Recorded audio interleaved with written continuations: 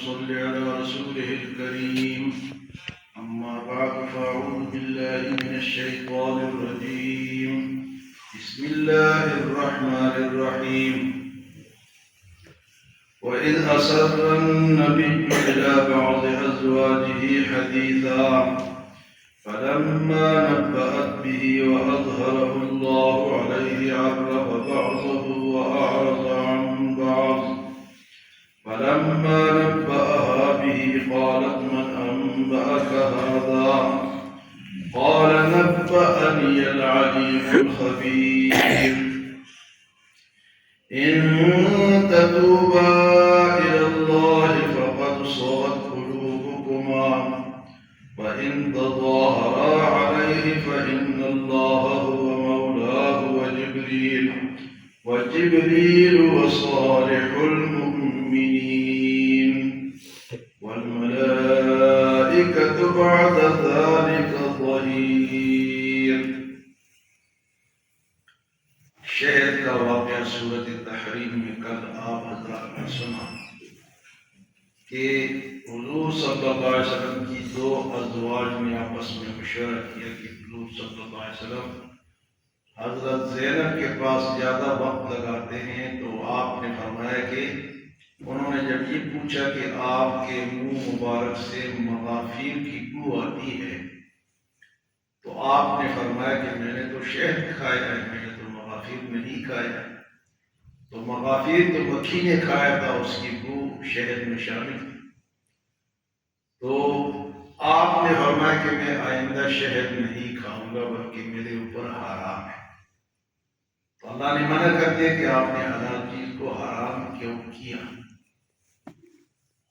تو یہ جب آپ نے کہا کہ میرے اوپر حرام ہے، تو آپ نے اپنی ایک زوجہ محترمہ حضرت حفصہ سے اس کا ذکر کیا کہ میں نے حرام کر دیا لیکن تو نے کسی اور کو نہیں بتایا، کسی اور کو نہیں بتایا. انہوں نے حضرت عائشہ کو بتا دیا.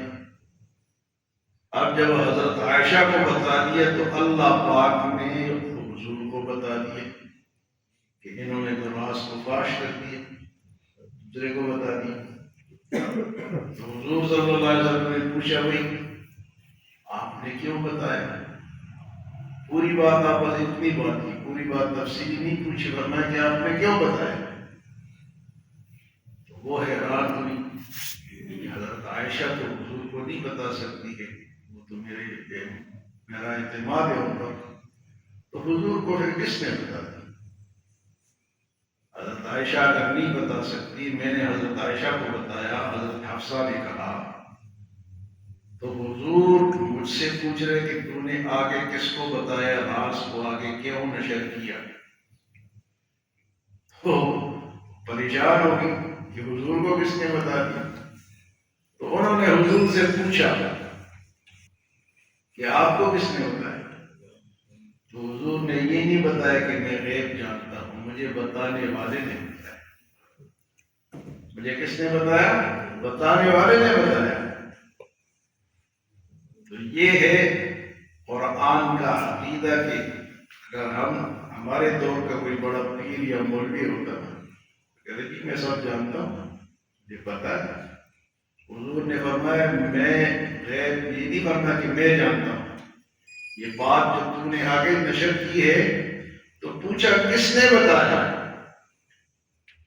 آپ نے فرمایا قال نبأنی العلیم الخبیر، مجھے خبر دینے والے نے بتایا جس کے پاس سارا علم.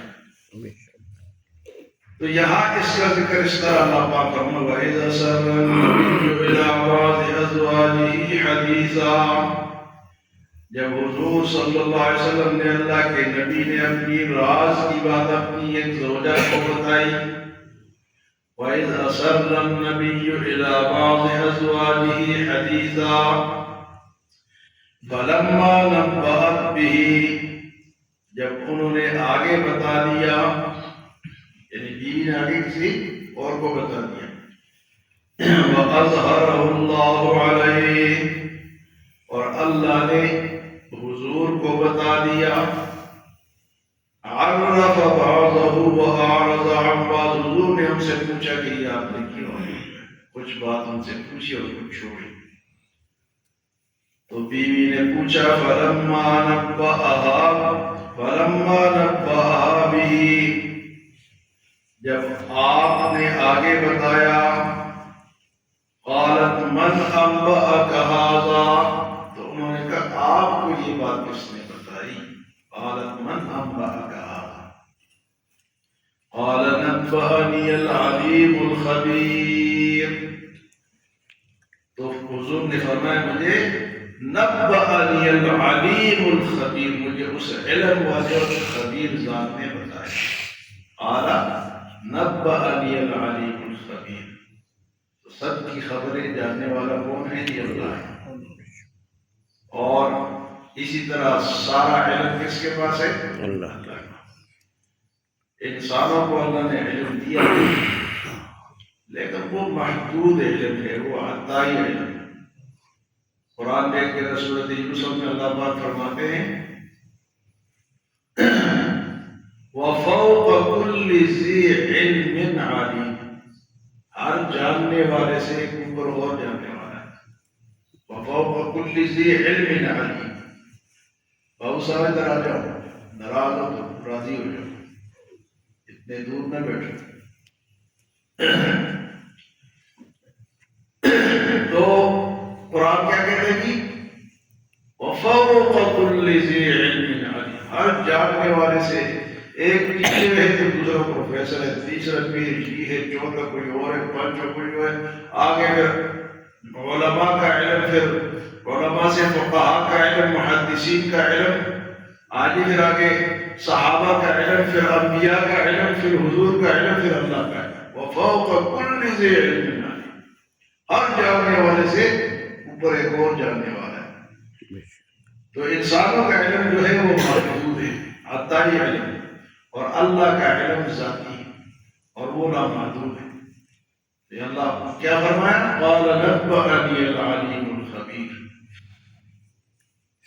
تو اللہ پاک نے پھر دونوں بیویوں سے تنبیہ کے طور پہ فرمایا کہ آئندہ آپ نے ایسی بات نہیں کرنی، ان تتوبا الی اللہ فقد صغت قلوبکما، اگر تم توبہ کر لو جبکہ تمہارے دل توبہ کی طرف مائل بھی ہیں، اللہ تو دلوں کو جانتا ہے، اگر تم دونوں توبہ کر لو کہ آئندہ ہم حضور سے ایسی بات حضور کو تکلیف نہیں پہنچائیں گے۔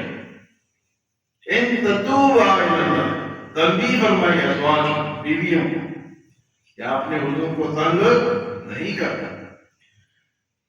تو فرمایا کہ تم نے توبہ کر لی تو اللہ قبول کر لے گا، فقد صغت قلوبکما، جبکہ تمہارے دل بھی مائل ہیں توبہ کی طرف۔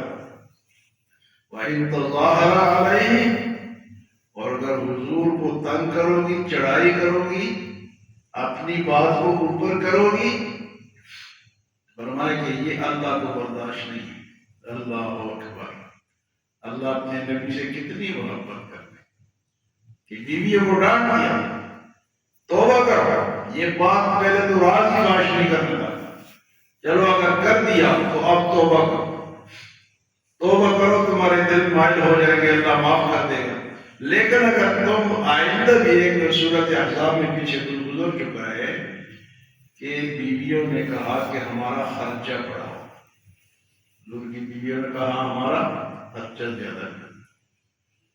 وہ قرآن میں آیا یا ایھا النبی قل لأزواجک ان کنتن تردن الحیاۃ الدنیا وزینتہا فتعالین امتعکن واسرحکن سراحا جمیلا، یا نساء النبی لستن کاحد من النساء، نبی کی بیویوں اگر تمہیں دنیا کا مال چاہیے، خرچہ مانگتی ہو، زیب و زینت چاہتے ہو تو آؤ میں تمہیں طلاق دوں اور جاؤ۔ دنیا کی زیب و زینت تو باہر ہے، ہمارے پاس تو نہیں، وہ تو فقیر نبی ہے۔ اور فرمایا کہ مجھے اپنے فقر پر فخر ہے، الفقر فخری، الفقر فخری، مجھے اپنے فقر پر کیا ہے؟ فخر ہے، میں کوئی روتا نہیں۔ تو وہاں تنبیہ کی کہ اگر خرچہ زیادہ مانگتے ہو تو چلو، اور فرمایا تم اور عورتوں کی طرح نہیں ہو، تمہارا درجہ بہت ہے، اگر تم ایک نیکی کرو گے تو تمہیں ڈبل اجر ملتا ہے، تم نبی کی بیوی ہو۔ نبی کی بیوی ہونا کوئی معمولی بات نہیں، تو وہاں ڈانٹ دی، وہاں بھی اللہ نے ڈانٹ دی کہ یہ آئے نا، تو پھر خواتین بیویوں نے کہا کہ ہمیں دنیا نہیں چاہیے، ہمیں تو حضور چاہیے۔ پھر وہاں پر بیویوں نے کیا کہا کہ ہمیں حضور کی ذات چاہیے۔ تو یہاں فرمایا کہ ان تتوبا الی اللہ فقد صغت قلوبکما، اگر تم توبہ کرو جبکہ تمہارے دل بھی مائل ہیں، وَإِن تَظَاهَرَ عَلَيْهِ، اگر تم زیادتی کرو گی، چڑھائی کرو گی، بات نہیں مانو گی، بعض بیویاں بڑی ہوتی ہیں، سخت ہوتی ہیں، آپ بندے کو پریشان کر کے رکھتی، بعض اتنی اللہ والی ہوتی ہے۔ ہمارے محلے میں ایک خاتون ہے جو ہمارے گھر پہلے آتی تھی، اب تو بیچاری بوڑھی ہو گئی ہے، موجود ہے۔ اس نے کہا کہ جب میری شادی ہوئی تو میرا خاوند جو تھا اس کی والدہ اپنی نہیں تھی، سوتیلی والدہ تھی اس کی والدہ اپنی، یعنی اس کی شادی ہو گئی تو جس لڑکے کے ساتھ اس کی شادی ہوئی بندہ بھی مر گیا بیچارہ، تو وہ کہتی ہیں کہ اس کی جو والدہ تھی وہ اپنی، اس نے پالا ہوا تھا بچے کو، سوتیلا بیٹا تھا۔ وہ کہہ رہا جب میرا پہلا بچہ ہوا تو مجھے تب پتہ چلا کہ یہ سوتیلی والدہ ہے۔ اتنا اس خاتون نے برداشت کیا کہ بچہ ہونے تک اس کو یہ نہیں محسوس ہونے دیا کہ میں تو سوتیلی ماں ہوں۔ ایسی بھی ہوتی، اور ایسی بھی ہوتی ہے جن کی ناک پہ مکھی چھوڑتی نہیں ہے۔ تو حضور یہاں پر اللہ نے ازواج کو تنبیہ کی، ڈانٹا کہ ایک کام نہیں کرنا۔ وَإِن تَظَاهَرَ عَلَيْهِ، اگر تم زیادتی کرو گی، بات آگے بڑھاؤ گی، فَإِنَّ اللَّهَ هُوَ مَوْلَاهُ، تو اللہ تعالیٰ حضور کا کارساز ہے۔ فَإِنَّ اللَّهَ هُوَ مَوْلَاهُ، اللہ بھی حضور کا کارساز ہے۔ وجبریل، جبریل علیہ السلام بھی ہر وقت تیار رہتے ہیں کہ بتائیں گے کیا خدمت ہے۔ وجبریل وصالح المؤمنین، اور حضور کے پر ایمان لانے والے بھی حضور کے حمایتی ہیں، وہ بھی تیار بیٹھے ہیں۔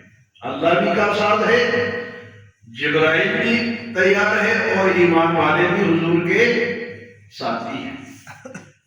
تو اتنی بڑی تنبیہ کی، فرمایا والملائکۃ بعد ذلک ظہیر، اور ان کے بعد تمام فرشتے بھی تیار کھڑے ہیں حضور کی مدد کے لیے۔ تو آگے جو آیت آ رہی ہے ان میں پھر بیویوں کا ذکر ہے کہ ان کی کیا خصوصیات ہیں۔ اگر تمہیں حضور طلاق دے دیں اور اللہ ان کو ایسی ایسی ایسی ایسی بیوی عطا فرما دیں گے، کل انشاءاللہ اس کا ذکر ہوگا۔ اللہ ہمیں عمل اور سمجھ کی توفیق عطا فرمائے۔